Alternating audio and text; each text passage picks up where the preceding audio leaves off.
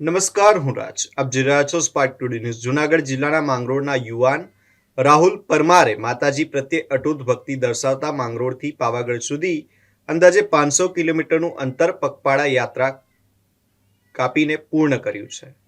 રાહુલ પરમાર સતત બીજા વખત આ પદયાત્રા પૂર્ણ કરી પાવાગઢ ખાતે પોતાની કુળદેવીના દર્શન કર્યા હતા.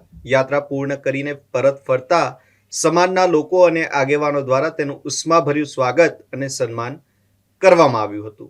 રાહુલ પરમારે જણાવ્યું કે માતાજી પ્રત્યેના વિશ્વાસ અને ભક્તિના કારણે તેઓ સતત બીજી વખત આ યાત્રા પૂર્ણ કરી શક્યા છે. જય માતાજી. હું રાહુલ પરમાર હાલ માંગરોળમાં રહું છું અને આ માતાજીની ભક્તિની લાગણી એવી લાગી છે મને કે હરેક માતાજીના મંદિરમાં હું પદયાત્રી ચાલીને જાઉં છું. મારી કુળદેવી મહાકાળીમાં અત્યારે હું આ બીજું વર્ષ છે જે પાવાગઢ ચાલીને આવ્યો.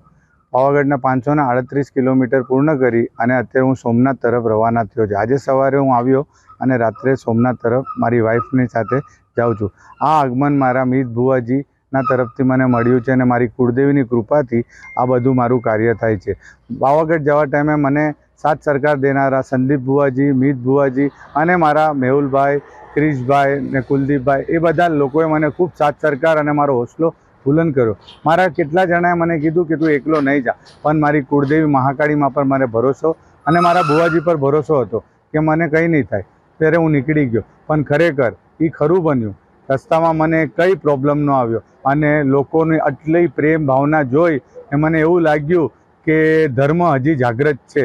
આ ધર્મ પ્રત્યે લોકો જે રીતે મને પાણી, જમવાનું, રહેવાનું અને દવા જે પણ જોતું હતું એ ટાઈમ પર બધું પૂરું પાડતા હતા. ન જાણતા પણ તે લોકો મને આટલી સહાય કરતા હતા.